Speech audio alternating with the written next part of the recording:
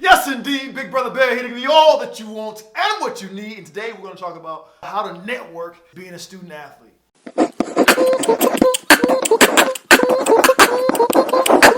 Hoop loudy. So if you don't know, every week I put out information to help student athletes be their very best, both on and off the basketball court, both in high school and college. So make sure you tune in every week. Today we're going to talk about networking. You ever heard someone say, I didn't make the team because of politics? I would have made the team, but it was because of politics. So I would have got that job, but it was because of politics. So what is it called when you get the job or you get on the team based off someone you knew? Is that called politics? It's not. Oftentimes they just call it, this is having a relationship. Dre Baldwin, a YouTuber that I've had on the channel, he's the author of 25 to, I think 27 books. He details it perfectly. He said they're one and the same thing. It just depends on what side of the fence you're on. If it's positive, that means you have relationships. If it's negative, then that means it's politics. They're both the same thing. They're both the same coin, just flipped over on different sides. And what I would tell you is relationships are important. Regardless, relationships are important, and you should be making sure that you build relationships that can ultimately be networking leads moving forward. For the person that says that, I don't care what people think about me, these people are foolish, okay? Unless you're a billionaire living off on the hill somewhere, you need to care about what people think of you. It can get you a job, it can keep you from getting a job. So be mindful of the people you hang around with. Are they positive influences, right? Are they going to be able to help open doors, or are they going to be a hindrance to different doors or whatnot, right? Because some people, your reputation precedes yourself. Your reputation is one thing that can hinder your opportunity. But as far as networking goes, in those relationships, I got 3 tips for you that's going to help you out immensely, because a lot of people don't know how to network, and today we're going to get into it. The number one thing is one thing I got from Magic Johnson. Now, Magic Johnson is an all-time NBA player, top 50 Hall of Famer, top 5, some will even say top 3 Los Angeles Laker, played in the NBA, and he's a big deal. And I want you to check out this clip of who he talked about as far as utilizing his platform and how he was able to network. And I was one of these guys that was crazy, so I called the PR man from the Lakers, and I said, look, I want to know all the people who sit on the floor. I want to know their phone numbers and names. So I cold called 20 people and said, will you go to lunch with me? And they said, yeah. So surprise, surprise. I took advantage of my platform, trust me. And so I picked their brain about business. This is what made them successful. And I incorporated into my own. And the only thing I would say about what he just said is they weren't cold leads. These people knew him. Right? So a cold lead is like, he was talking about cold calling.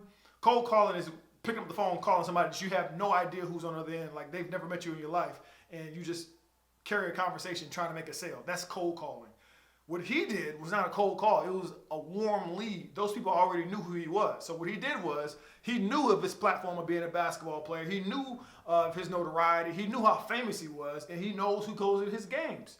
So when he's playing, he said, you know what, put me in contact with these individuals so I can network with these individuals. That's a power move. And what I'm saying is you can do the same thing as a student athlete. There are dignitaries, there are presidents, there are professors, there are whomever that go to your games. You should connect with those individuals. You should see them on campus and connect with them some kind of way, right? Because you're already familiar to them because of your play, because you've been playing on the basketball team. Even if you didn't play on the team and you're just on the bench, you still have a connecting point with those individuals that you can start building your network in that sense. So making sure you reach out to the people that are already familiar with you. That can kind of help you. That's a lot better than reaching out to a total stranger. You know these individuals, even though you may not have spoke to them, you know these individuals, or at least you know that they care about the game or they enjoy whatever sport you play, whether that be basketball, football, baseball. You at least know that they enjoy it, or else they wouldn't be there. So start a conversation with those individuals from that standpoint. You never know. That can land into mentorship opportunities. That can land into internships. That can land you having somebody you can put down on your reference for resume times. I mean, you may meet that person in freshman year, and then come your senior year when you're looking for a job, you can put that person down as a reference. You never know how these things may shake out, but start there. Start with looking in the crowd when you go to these basketball games, whatever sport you play. And if there are anybody that's up there that I don't give a doggone if they are the president, the vice president, the chancellor, the dean of students, the whomever, right? You want to go ahead and reach out to those individuals. I mean, they could even be outside of the university. They could be like a business owner. Number two, one of the biggest mistakes I made when I was a student athlete is only hanging around with other student athletes. The biggest mistake you make, okay? I know it's easy. I know it's easy because, you always headed to the gym or coming back from the gym, headed to sweat or coming back from sweating, study hall, weights, school. Like, I get it. But if you can break away from that, and make sure you start hanging around with individuals that don't even like sports, right? Number one, you do that because, selfishly, that could potentially be more people in the stands that watch you play. I've had tons of people come watch me play basketball, not because they care anything about basketball, but because they like me, right? We are friends, and they want to support me. So that's going to help you from that regard. And then two, it helps you branch out as far as networking, people that are not just student athletes. So you want to be able to have a wide net. You want to have a wide net when it comes to networking. You don't want to just go to just people that are always in the gym. That's not what you want to do. You don't want to pigeonhole yourself. You don't want to typecast yourself and just being this particular person, right? You want to make sure that you reach out to an array of different people. Third, I would say, is make sure you start investing in other people's productions on campus. There are a lot of student-led productions on campus, whether that be the theater, whether it be dance, whether it be, anything. Pick whatever it is at your school. It could be doggone, at this university, we have Legion of Nerds. We have esports is a big thing that's going on right now. When we open up again, as far as COVID is concerned, and we start having people go to different functions, like if they have some type of esports watch-a-thon, I don't know, be a part of it, right? Be a part of it, because those individuals put just as much time into their craft, into their interests, into their loves and their passions as you do. So what better way to have a networking opportunity than you reach out to those individuals and them actually seeing you. You don't even have to say anything.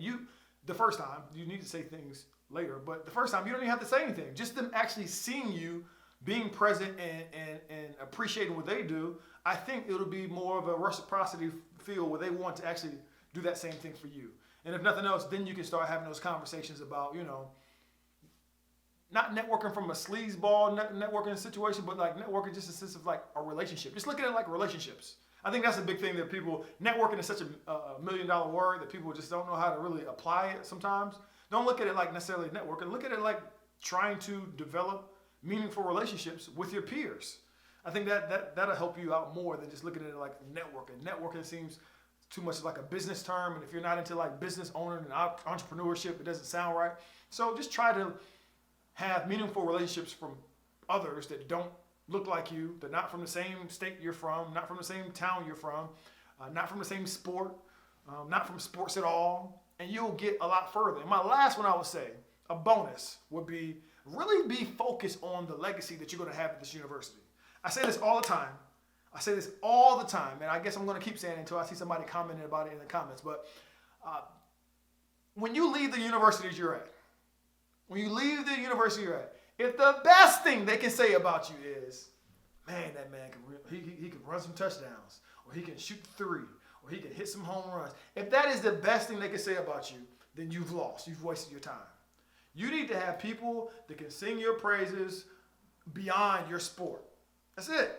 Like you need to be focused on your legacy. You shouldn't just be focused on whatever positive things they have to say about your sport. You shouldn't be one-dimensional, especially if you want to build relationships, if you want to build meaningful relationships, if you want to worry about networking and making sure that you're well established. Like you want to make sure that that's taken care of.